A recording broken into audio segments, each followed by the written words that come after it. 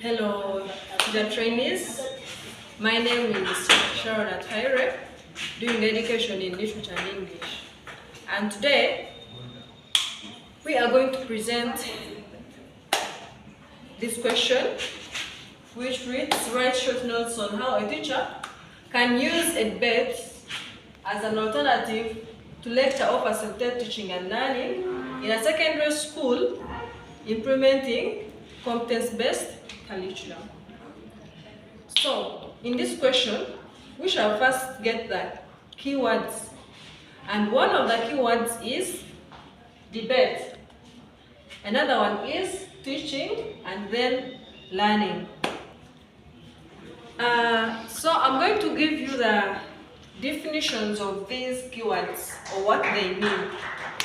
So first and foremost, debate. According to Adams and Hamm, 2014, a debate is a verbal contest in which two or more speakers argue for or against a proposition in motion. Johnson also comes up with his definition of what a debate is, and he says that debate is a process of inquiry and advocacy that seeks to persuade others to accept or reject a particular proposition or course of action. Lippmann, 2012 also, defines debate as a formalized process of argument that requires participants to use evidence and logical reasoning to support their position and challenges those of their opponents.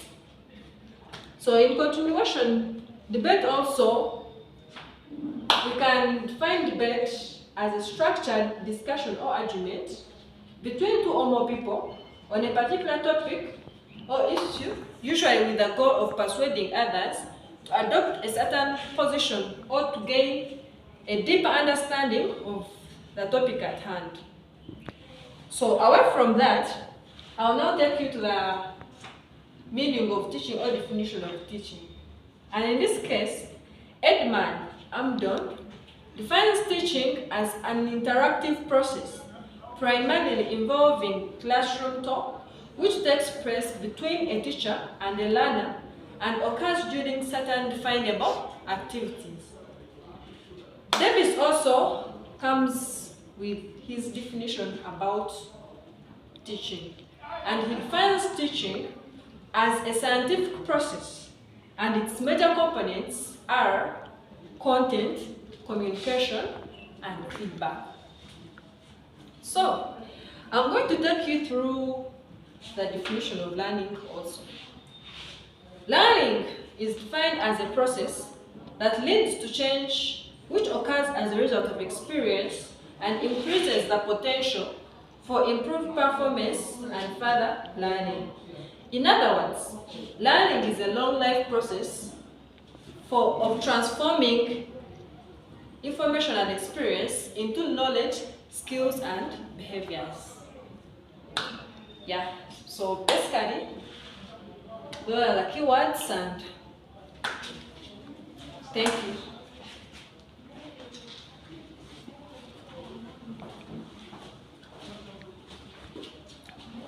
Yes, good morning, my fellow colleague, teachers.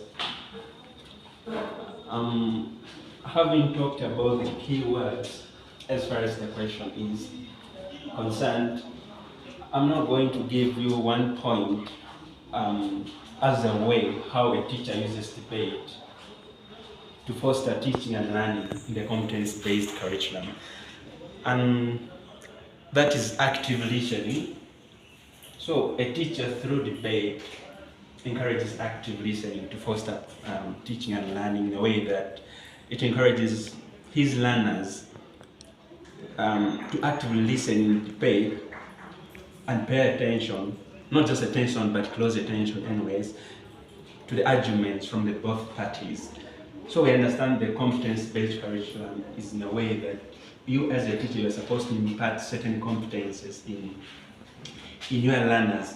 So using debate, this teacher in question, when permits his students or his learners to actively listen in such a debate, it imparts certain competences. So competences like listening skills, we understand listening is a skill, receptive skill, so it is necessary. Things like critical thinking, and even respect, by the way, respect for authority, not just authority who is in a hierarchical way of leadership, but that person who is speaking at the moment. Because at the end of it all, the audience will have to make a close judgment after having listened from the two parties. And even the parties themselves, they have to listen to each other critically in order to counteract what the opponents have put forward, to to back up their points in order to come up with a prior argument. Taking literature, for us, we are students of literature, so debate or argumentative discussion is a key. For example, you can come up with a topic like, say, is Okonko responsible for his death? So you have to get two parties, one opposes and then the other one proposes. So they have to critically listen and actively listen also to come up with the arguments. Thank you very much. Yes, hello everyone. My name is Ranney. I'm doing education in literature and English, and I'm still proceeding on a question that says, write short notes on how a teacher can use debate as an alternative to facilitate teaching and learning. I'm going to talk about the point of through providing and recommending research materials. Debates open avenues for research. A teacher can provide or recommend materials such as articles, books, reviews related to debate topics. This enables teachers stand back from delivering taught content and provide students with a space to educate one another. Yes, when you provide students with articles, books, reviews that exposes them to broader information, maybe about, let's say in literature, we have a certain text called maybe Things Fall Apart, and then you have subjected a theme to these students. Let's say, is Okonko a brave man or not? Well, the students will not be able to argue out or discuss this theme if they're not well conversant with the text.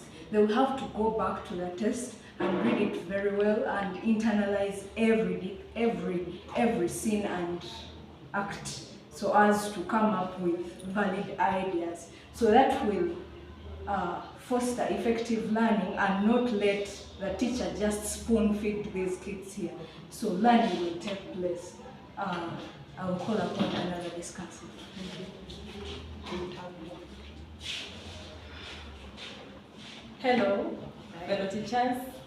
My name is Lucy Barbara, and I'm going to continue from where my colleagues stopped regarding our question about how a teacher can use debate to foster teaching and learning in class. A teacher can use debate to evaluate performance. That is, a teacher can best evaluate the performance of the learners through debate based on their ability to present logical arguments. That is, how are they presenting their points? How are they arguing out clearly the points? For example, my previous colleagues have stated the motion, an example from Things Fall Apart, a book from literature about the character of Okonko. Is Okonko brave or coward? So, how the learners are able to present their arguments of whether Okonko is brave or coward will help you know whether they mastered, first of all, the book, and do they know Okonko's character properly and his role in the book. Can they compare and see the heavier side? Is Okonko really brave or he's a coward? And also using evidence from the book, can they bring out the evidence of their points? For example, if someone is saying that Okonko is a coward, can they back that point with evidence from the book? that will enable you to really find out whether the learners really have enough knowledge about the book you're trying to teach them, and whether they know the plot and themes and other aspects of literature. Also, juxtaposing the points they're trying to put across. You know, even the people in the audience, how are they interacting with the people with these learners who are debating? Are they able to critique the negators and the affirmatives? That will help you know whether the learners have actually learned, whether they have enough information about the book, and even communication as well. It will enable you to know, are your learners really confident? Can they express themselves properly? You know, that's how a debate can help a teacher evaluate the learners in those various aspects. Thank you. Starting from where my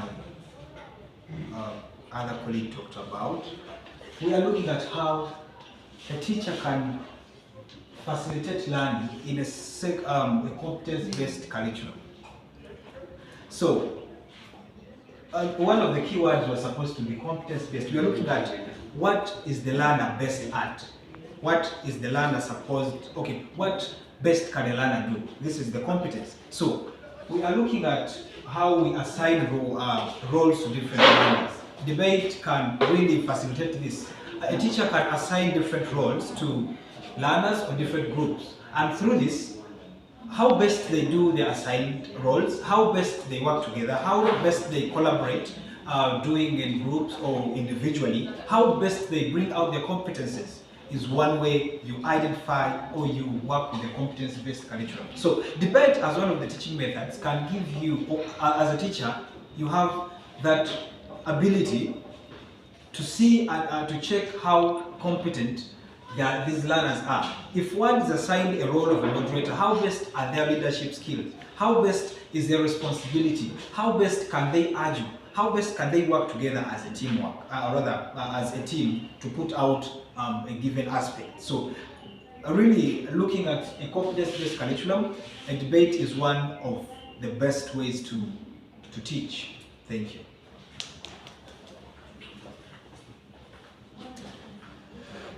Thank you, Kasema Samantha. Adding on the voices of my fellow discussants, I will look at the identification of competencies, and in this, you can tell that a teacher can identify the competencies that they want their learners to develop through debates, and these can include critical thinking skills, ability to use evidence to support arguments, or ability to communicate effectively. Now, you know that you cannot tell a competence without letting someone express themselves. Now, if you want to tell that your learners are able to think critically, you need to let them air out their own concerns about particular ideas.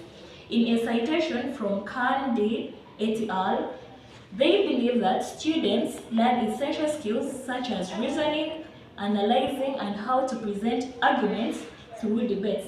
Therefore, students master content and develop critical thinking as well as communication skills. What do I mean? If you let learners engage in different topics of study, just like my fellow discussants had mentioned, is Okonkwo a brave man or a coward? So you test their reasoning. How are they able to tell that